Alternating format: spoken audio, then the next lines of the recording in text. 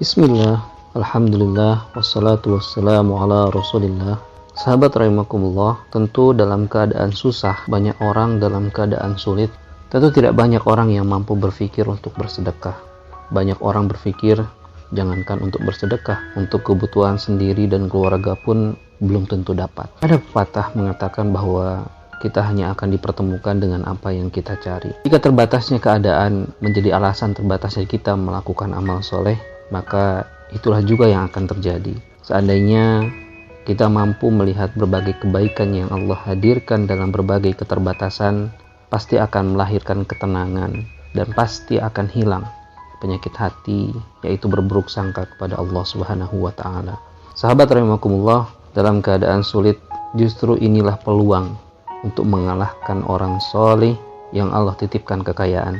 Nabi SAW bersabda, yang artinya 1 dirham dapat mengungguli 100.000 dirham. 1 dirham, katakanlah saat ini nilainya 80.000 rupiah, maka 100.000 dirham adalah 8 miliar. Luar biasa.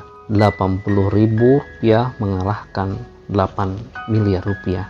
Tidak banyak orang memiliki 8 miliar, tapi 80.000 mungkin banyak. Maka inilah kesempatan bagaimana 80.000 mampu mengalahkan sedekah 8 miliar meskipun belum memiliki harta miliaran. Kembali ke hadis tadi, ada sahabat Nabi SAW bertanya, "Ya Rasulullah, bagaimana itu bisa terjadi? Bagaimana 1 dirham yang mungkin nilainya dianggap kecil dan sepele bagi sebagian orang, tetapi mampu mengalahkan harta yang begitu banyak, yaitu 100.000 dirham?" Maka Rasulullah SAW menjawab, ada seseorang yang memiliki 2 dirham lalu mengambil 1 dirham untuk disedekahkan. Ada pula seseorang yang memiliki harta yang banyak sekali lalu ia mengambil dari kantongnya 100.000 dirham untuk disedekahkan. Dari hadis ini kita bisa mengambil pelajaran penting, pelajaran yang sangat berharga, bahwa seseorang yang memiliki keterbatasan dalam harta, bahkan dikatakan dalam hadis tadi dia hanya memiliki 2 dirham, namun dia menyedekahkan 1 dirhamnya, maka dia berarti menginfakkan atau mensedekahkan hartanya, separuh dari hartanya. Sementara tadi ada orang yang kedua, orang yang memiliki harta yang sangat banyak sekali. Dia mengeluarkan harta 100.000 dirham, seperti tidak berkurang hartanya. Maka jelas dalam keadaan seperti ini, Allah Subhanahu wa Ta'ala dengan kemahaadilannya, seseorang yang telah menginfakkan atau mensedekahkan 1 dirham, laksana orang yang telah berinfak atau bersedekah separuh harta. Sementara bagi orang yang telah bersedekah 100.000 dirham, nilainya tidak sampai separuh hartanya. Maka Allah kemudian memberikan derajat yang lebih mulia. 1 dirham mengalahkan 100.000 dirham. Sahabat rahimakumullah, begitupun kalau kita lihat dalam kisah para sahabat Nabi SAW.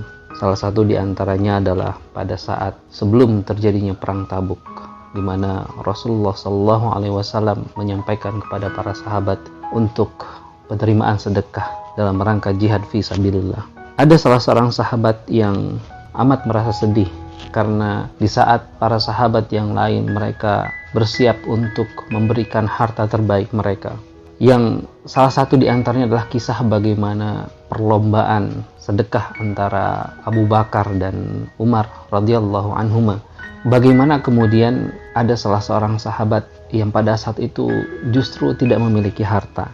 Dia sedih karena di antara sahabat-sahabat yang lain begitu besar, begitu banyak, begitu bersungguh-sungguh. Bukan hanya jiwa yang siap mereka korbankan, tapi harta juga mereka siap kemudian untuk berikan. Maka tersebutlah adalah sahabat yang bernama Ulbah bin Zaid, yang dia sedih karena ternyata dia tidak memiliki apapun, baik harta atau sesuatu yang bisa disumbangkan dalam rangka jihad fi sabilillah, memenuhi panggilan Allah dan Rasulnya. Maka pada suatu malam ia pun keluar menuju tempat yang sepi.